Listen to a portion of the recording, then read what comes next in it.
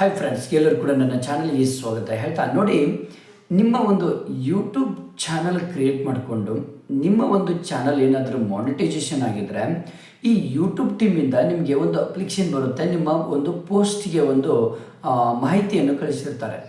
ನೀವು YT ಸ್ಟುಡಿಯೋದಲ್ಲಿ ಅಥವಾ ನಿಮ್ಮ ಒಂದು ಗೂಗಲ್ ಎಡಿಷನ್ಸ್ ಪೇಮೆಂಟ್ ಎಡಿಷನ್ ಅಕೌಂಟಲ್ಲಿ ನಿಮ್ಮ ಒಂದು ಅಕೌಂಟ್ ನಂಬರನ್ನು ಯಾವ ರೀತಿ ಹಾಕಬೇಕು ನೋಡಿ. ಅಲ್ಲೇ ಮಿಸ್ಟೇಕ್ ಮಾಡೋದು. ಎಷ್ಟೋ ಒಂದು ಯೂಟ್ಯೂಬ್ ಚಾನಲ್ ಕ್ರಿಯೇಟ್ ಮಾಡಿ ಹಣ ಎಲ್ಲ ಅಬವ್ $100 ಆದರೂ ಕೂಡ ಇನ್ನೂವರೆಗೂ ಕೂಡ ಅವರಿಗೆ ತಮ್ಮ ಒಂದು ಅಕೌಂಟಿಗೆ ಹಣ ವರ್ಗಾವಣೆ ಆಗಿರೋದಿಲ್ಲ. ಯಾಕಂದರೆ ನೋಡಿ, ನೀವು ಯಾವ ರೀತಿ ಬ್ಯಾಂಕ್ ಅಕೌಂಟನ್ನು ನೀವು ಸೇವಿಂಗ್ ಅಲ್ಲಿ ಎಡಿಟ್ ಮಾಡ್ಕೊಳ್ಬೇಕು ಅಂದರೆ, ಹಾಕಬೇಕು ಅಂದರೆ ತುಂಬ ಇಂಪಾರ್ಟೆಂಟ್ ಇದು. ಯಾಕೆ ಹೇಳ್ತಾ ಇದ್ದೀನಪ್ಪ ಅಂದರೆ ನೋಡಿ, ನೀವು ಹಾಕಿರುವಂತಹ ಬ್ಯಾಂಕ್ ಅಕೌಂಟ್ ಸೆಲೆಕ್ಟ್ ಮಾಡುವಂಥ ಬ್ಯಾಂಕ್ ಅಕೌಂಟ್ ಹೆಂಗಿರಬೇಕಂದ್ರೆ ಅದು ಮಿನಿಮಮ್ ಒಂದು ಸೆಂಟ್ರಲ್ ಗೌರ್ಮೆಂಟಲ್ಲಿ ಒಂದು ವಿನಾಯಿತಿಯನ್ನು ಪಡೆದಂಥ ಬ್ಯಾಂಕ್ ಇರಬೇಕಾಗತ್ತೆ.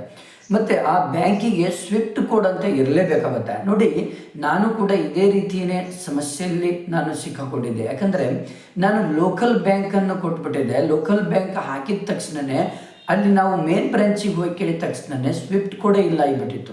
ಸ್ವಿಫ್ಟ್ ಕೋಡ್ ಇಲ್ಲ ಅಂತ ಹೇಳಿಬಿಟ್ರು ಅವರು. ಹಾಗಾಗಿ ಸ್ವಿಫ್ಟ್ ಕೋಡ್ ನಾನು ಸೆಲೆಕ್ಟೇ ಮಾಡ್ಕೊಳ್ಳಿಲ್ಲ ಅಲ್ಲಿ. ಹಾಗಾಗಿ ನನ್ನ ಒಂದು $200 ಮನಿ ಏನಾಗಿಬಿಡ್ತಪ್ಪ ಅಂದರೆ ಅಲ್ಲೇ ಸಿಕ್ಕಾಕೊಂಡ್ಬಿಡ್ತು. ನನ್ನ ಅಕೌಂಟಿಗೆ ಬರಲಿಲ್ಲ. ಆಮೇಲೆ ನಾನು ಏನು ಮಾಡಿದೆ, ಈ ಯೂನಿಯನ್ ಬ್ಯಾಂಕ್ ಅಂದರೆ ಸೆಂಟ್ರಲ್ ಬ್ಯಾಂಕ್ ಅಕೌಂಟ್ ನಂಬರನ್ನು ಕೊಟ್ಟೆ. ಮತ್ತು ಆ ಯೂನಿಯನ್ ಬ್ಯಾಂಕ್ ಮೇನ್ ಬ್ರ್ಯಾಂಚಿಂದು ಸ್ವಿಫ್ಟ್ ಕೋಡ್ ಕೂಡ ನಾನು ಸೆಲೆಕ್ಟ್ ಮಾಡಿಕೊಂಡು ಅದರಲ್ಲಿ ಅಪ್ಲೋಡ್ ಮಾಡಿದೆ.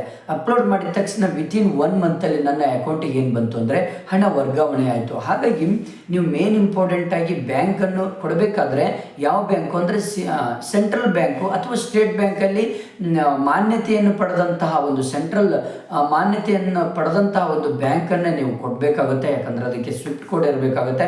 ಕೊಟ್ಟರೆ ನಿಮ್ಗೆ ಯಾವುದೇ ರೀತಿ ತೊಂದರೆ ಆಗೋದಿಲ್ಲ. ಬಟ್ ನೀವು ಅಪ್ಲೋಡ್ ಮಾಡುವಂಥ ಸಮಯದಲ್ಲಿ ಅಕೌಂಟ್ ನಂಬರು ಮತ್ತು IPSC ಮತ್ತು ಇನ್ನೊಂದು ಯಾವುದು ಸ್ವಿಫ್ಟ್ ಕೋಡ್, ಇವು 3 ಕೂಡ ಪರ್ಫೆಕ್ಟಾಗಿ ಚೆನ್ನಾಗಿ ನೀವು 2-3 ಸಾರಿ ಅದನ್ನು ನೋಡಿಕೊಂಡು ಅಪ್ಲೋಡ್ ಮಾಡಿ. ನಿಮ್ಗೆ ಯಾವುದೇ ರೀತಿ ತೊಂದರೆ ಆಗೋದಿಲ್ಲ. ಮತ್ತು ನೀವು ಟ್ಯಾಕ್ಸ್ ಫಾರ್ಮೆಟ್ ಇರುತ್ತೆ, ಆ ಫಾರ್ಮೆಟ್ ಕೂಡ ತುಂಬಲೇಬೇಕು. ತುಂಬಿ ನೀವು ಸಕ್ಸಸ್ಫುಲ್ ಅಪ್ಲೋಡ್ ಮಾಡ್ಕೊಳ್ಳೇಬೇಕಾಗುತ್ತೆ. ಇಲ್ಲಾಂದರೆ ನಿಮ್ಮ ಒಂದು ಹಣ ವರ್ಗಾವಣೆ ಆಗೋದಿಲ್ಲ. ನಿಮ್ಮ ಅಕೌಂಟ್ ಕೂಡ ನಿಮ್ಮದು ಬ್ಲಾಕ್ ಆಗುವಂಥ ಸಂಭವ ಇರುತ್ತೆ. ಅದೊಂದು ಯೂಟ್ಯೂಬ್ ಟೀಮೇ ನಿಮಗೆ ಮಾಹಿತಿಯನ್ನು ಕೊಡ್ತಾ ಇರ್ತದೆ.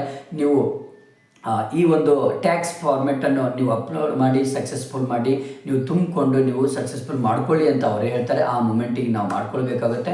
ಜೊತೆಗೆ ನಮ್ಮ ಸರಿಯಾದಂತಹ ಅಕೌಂಟ್ ನಂಬರ್ ಆ್ಯಂಡ್ ಸ್ವಿಫ್ಟ್ ಕೋಡನ್ನು ಕೂಡ ಅಪ್ಲೋಡ್ ಮಾಡಬೇಕಾಗುತ್ತೆ. ಆವಾಗ ಏನೂ ತೊಂದರೆ ಆಗೋದಿಲ್ಲ. ಈ ರೀತಿಯಲ್ಲಿ ನೀವು ಮಾಡ್ಕೊಳ್ಳಿ. Okay, thank you friends. ಈ ಒಂದು ಚಾನಲನ್ನು ಸಬ್ಸ್ಕ್ರೈಬ್ ಮಾಡಿ, ನಿಮ್ಮ ಫ್ರೆಂಡ್ಸಿಗೆ ಶೇರ್ ಮಾಡಿ. Okay, thank you friends.